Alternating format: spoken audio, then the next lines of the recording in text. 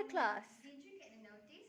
No. Class is cancelled today. And why are you here alone? And actually, I'm just doing some revision for previous class. No, Oh. Ijarah Financing. Oh, then I'll join you then. Ijarah Financing, right? It's actually a contract where one party transfer the right to use a property to another party for a specific period of time in exchange for an agreed consideration. Oh, so that's what Ijarah means. That what about the types? Do you know how many types are there? So in general, there are two types of Ijarah financing. First one is called operating Ijarah, and the second one is Ijarah Muntahiyah Bitamlik. But in Malaysia, we have another type of Ijarah, which is Acct, Ijarah Thumma Al-Bay. If I'm not mistaken, there are 5 principles. Oh, yes, I just recalled. We learned last week, right? So the contracting parties, this is the first principle, contain two parties, which is the lessor and also the lessee. Okay, and next will be the asset. The asset must be items that is non-consumable. The next one is usufruct and benefits. So the benefits that we receive from these properties should be something that is in line with Sharia. It cannot revolve around gambling or um, something that is not Unlawful, related. right? Sorry? Something that is unlawful cannot. Yeah, it must be in line with Sharia. And the lease period must be stated clearly in the contract. How many years? Is it 5 years? Is it 1 year? So both parties, the lessor and lessee, can be, how do you say, can be protected by the contract. This is very important.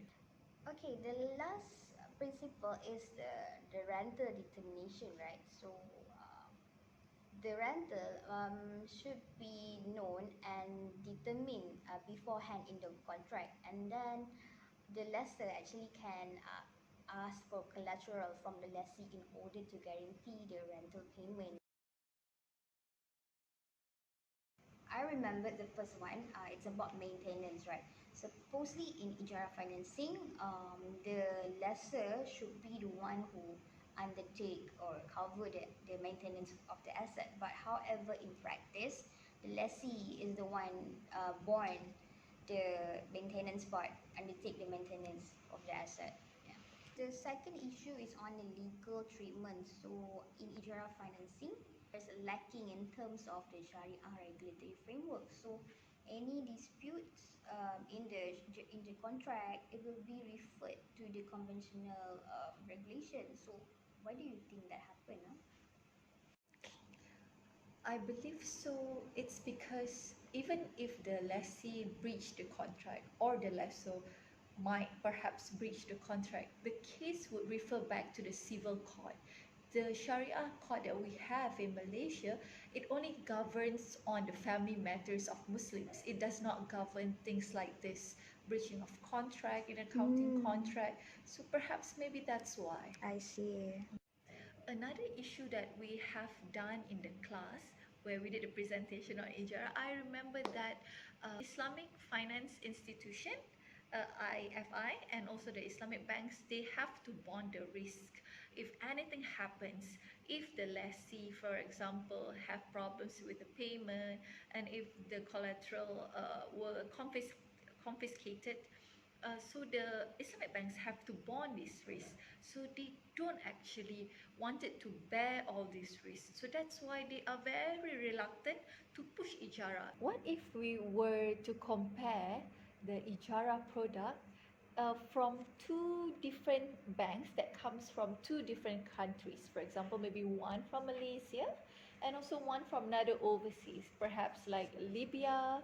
Then we can see, right? Don't you think so? The different performances of those two banks on Ijarah financing. Yeah, that will be interesting. I think I would like to see Maybank Islamic performance in Ijarah financing. So because Maybank Islamic is actually one of the largest Islamic bank in Asia. For Aman Bank in Libya, it has been in the market for 17 years as of 2021.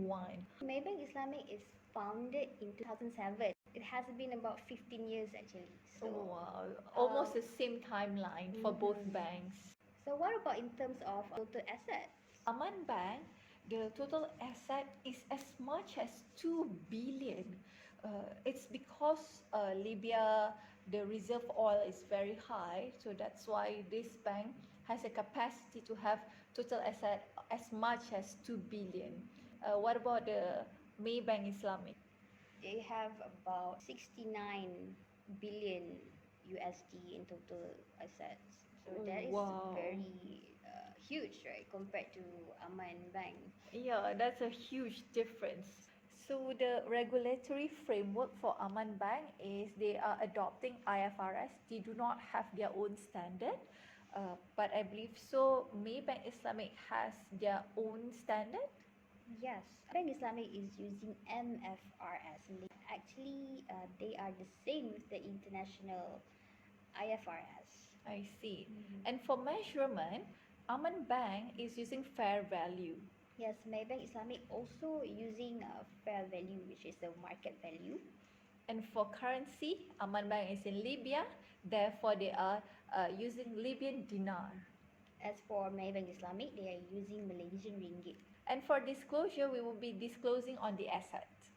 Yeah, Maybank Islamic was also disclosed on assets. So these are the 5 years trend of Ijarah financing performance for Maybank Islamic and Aman Bank. Ijarah financing for Maybank Islamic has been in downward trend. I guess it's because Maybank Islamic did not really promote Ijarah financing due to the risks associated in the product.